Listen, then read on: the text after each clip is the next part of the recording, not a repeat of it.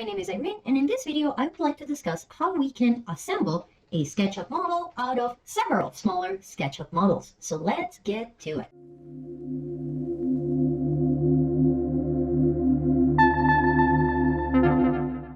Now the models that I'm going to be using for this exercise are going to be these floor plan that I've created in previous videos, this other model which corresponds for the second floor of the same house, and this third file that currently has nothing in it.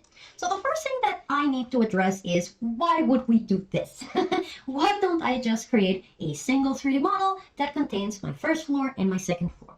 And the reason is, there can be several reasons. So one of the reasons that this could be is because you could have multiple people in the team that need to work on the file at the same time.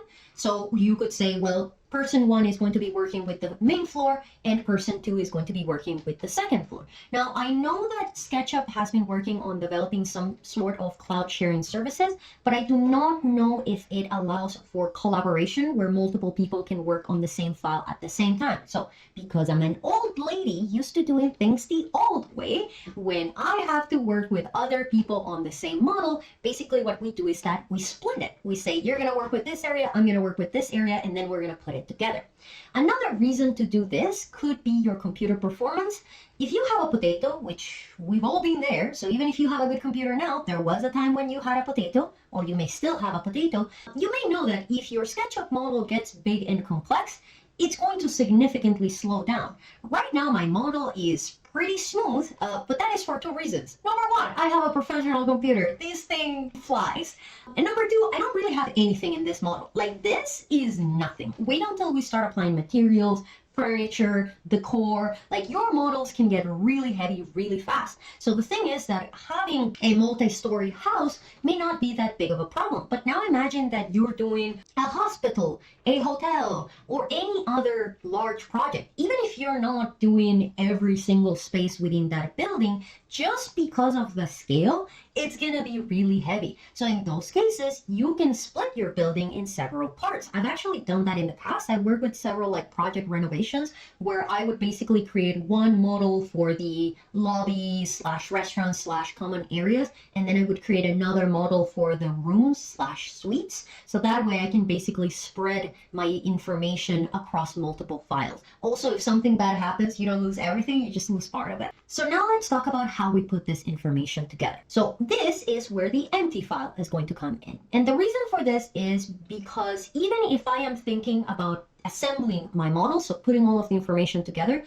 when it comes to working, I would still continue working in the separate files. So you can think about this as a scenario where you keep the parts of your model separate until it is time to put them together. So let's say you guys are working on your separate parts. Oh, you need to do a submission or a delivery where the model has to be a single one. Well, I will assemble it for that purpose, but I am still keeping my separate parts because after that submission, I'm just gonna go back to keep on working on my separate parts. And when the next submission comes in, I'm just gonna upload that assembled model. So you basically have models where you work on, which are separated, and then you have one model where you just assemble the things together. And that's what this guy here is going to be.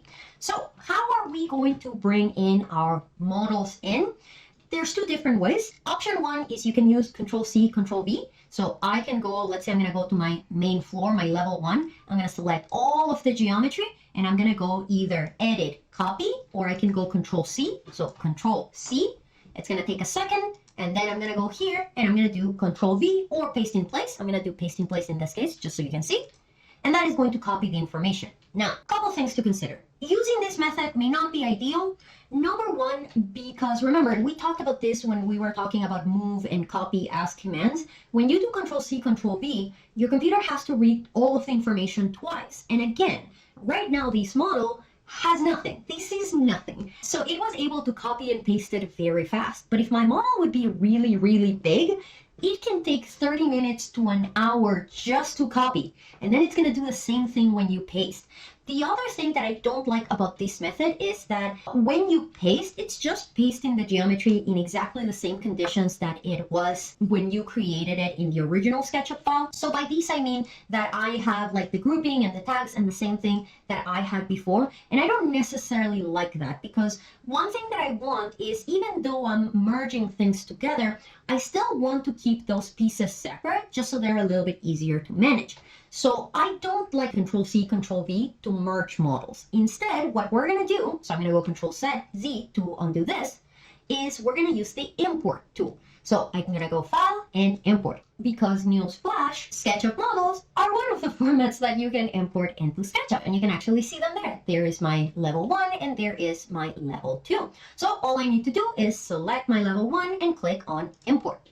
And that is going to bring it in. Now I'm just going to click here to place it. So I'm going to do basically origin to origin, click, and there it is. So you may be able to immediately notice what is the advantage of this method.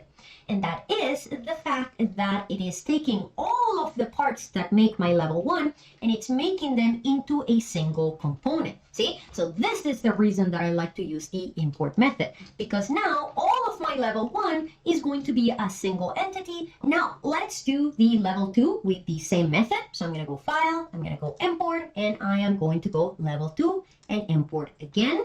And now what I can do with this guy is we need to align them, but as you can see, it's not that easy. And this is because when you're importing, it's a little bit like Control C, Control V. It's just going to find the bottom left corner of the model. So what I'm going to need to do here is click to place my geometry, and then click again to pick it up and drop it in whatever position I want it. Now, this guy is supposed to go on top of this guy. And you can see that when I bring it in, it basically aligns. But be careful, because remember that when it comes to the placement, what we have here is basically the same geometry repeated twice. In other words, the ceiling of my level 1 is the floor of my level 2. So what I want to do here is I actually want these two guys to overlap. It may look wrong, it may look like that's a bad thing. Don't worry, we're going to fix it later. So I'm just going to click here to place them together. And a great advantage of assembling your model is that it's going to allow you to notice if there are any mistakes between levels that for whatever reason you overlooked. So for example, here I can immediately tell that the ceiling of my level 1 is not completely aligning with the floor of my level 2. So now I have a mental note that is like, hey, you need to fix that. Same thing here is happening with the back of my house. I can see here that this is the ceiling of my level 1 and it is being projected while my floor of my level 2 stopped, and this opening here is correct. So again, it's a great opportunity to notice any mistakes. If you're not sure what I'm saying, again, one very good way to verify if you have information that don't overlap is using X-ray vision, top view, and then turning things on and off independently. I did a whole video about it, but see, you can see here that this element stops there and this one continues, so I need to fix that. Same thing here, you can see that that is the boundary of, I think it's like my ceiling, and then this is the boundary of my floor. So this is a really good method to notice if there are certain incongruencies in your model. But overall, what I really like about this method is that I have two different groupings for my levels, so I don't really have to worry about them kind of like merging and things getting messy. Now, if we look at the tags, you're going to see that I only have a set of tags for my 3D models instead of having two, because again, if I go to my level 1 file, you're going to see that I've created and assigned tags for my geometry. And if I go to my level 2, I've also created and assigned tags for that geometry. But when I come here, you're going to notice that there's only one set of tags. And if I turn off, let's say, for example, my 3D walls, you're going to see that only the level 1 tags have been turned off. And that is because basically when there are multiple geometries with the same tags assigned to them, what SketchUp is going to do is basically assign the tags to the first geometry that was imported, and the second geometry will basically become untagged. So if I go into my second level and I select my walls, you're going to see that now it's showing them as untagged because basically there was a conflict. So there's two options here that you can do. One is that you can reassign the tags. So that basically means that all of your walls are going to be able to be turned on and off with 3D walls, or you could create a tag for the level 1 walls and a tag for the level 2 walls.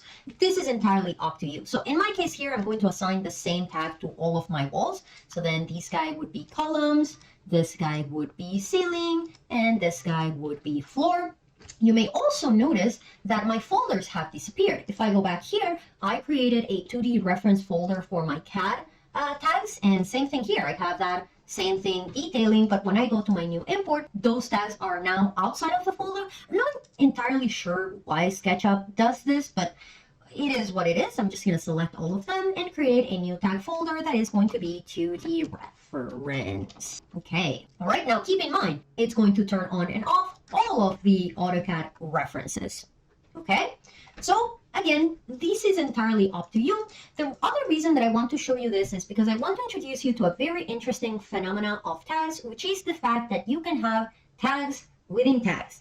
What does that mean? Well, this makes sense if you think about groups, let's say sheets of paper, and you think about tags as folders. So the idea is that you take a group or component, a sheet of paper, and you put it inside of a folder. You assign a tag to it. But you can have folders within folders. So for example, I could have a folder, like let's say that we're doing accounting. So I can have a folder for this year. And then within that folder, I can have another folder that is for my invoices. I can have a folder that is for quotes. I can have a folder for my timesheets. And I can have a folder for contract, right? And then within those folders, I can have other folders for the different projects and whatnot. So you can have folders within folders within folders. So you can do the same thing in SketchUp with groups and tags. Because remember, the main rule, and I talked about this on my tags video, is that you don't assign tags to raw geometry, you assign tags to groups and components. And the thing is that when you import a level, that level is a component. So check this out. I can create a tag, and let's say we're going to call it 3D first level. And I'm going to create another tag that is going to be 3D second level. And what I can do is I can say you are going to be level 1, and you are going to be level 2. So now what I can do is say, I want to work just on my first level. So I don't want to see the second level, but I also don't want to see the ceiling. So I can also come here and say, well, I want to work with both levels, but I want to be able to see inside of them. So I am going to turn off my walls and I can see inside of them. Or I want to be able to turn off the ceiling and floor of both of them so I can kind of see through them. So you can actually have multiple ways of managing information. And this is where you start noticing that although tags are not AutoCAD layers, they're actually quite helpful in SketchUp because you can actually have different designations using the groups and components to separate them. So this is why I like to use import to bring in and assemble multiple levels, because then what I can do is, because that model came as a component, I can create a tag for that component, and then I can manage that information much more easily. And again, the important thing to understand is that it's not like once I create this assembly, I'm just going to continue working on this assembly. No.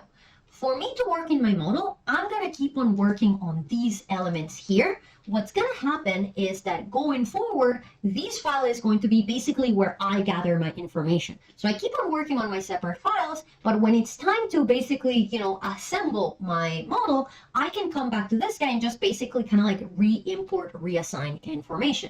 Is it an ideal method? Well, no, not necessarily. Again, if SketchUp ever develops collaborative work the same way that you have with something like Google Docs or you have with Revit, I'm going to be the first one to use it. Please, somebody let me know. But until then, I found this is the best way to work in a collaborative way in SketchUp. And with that, we have reached the end of this video. I hope you found it helpful. If you have any questions, by all means, feel free to add them in the comments. If you like this video, give it a like, give it a share, maybe subscribe. But otherwise, thank you very much for joining in. Thank you very much for sticking through, and I will see you in the next one. Have a good one. Bye.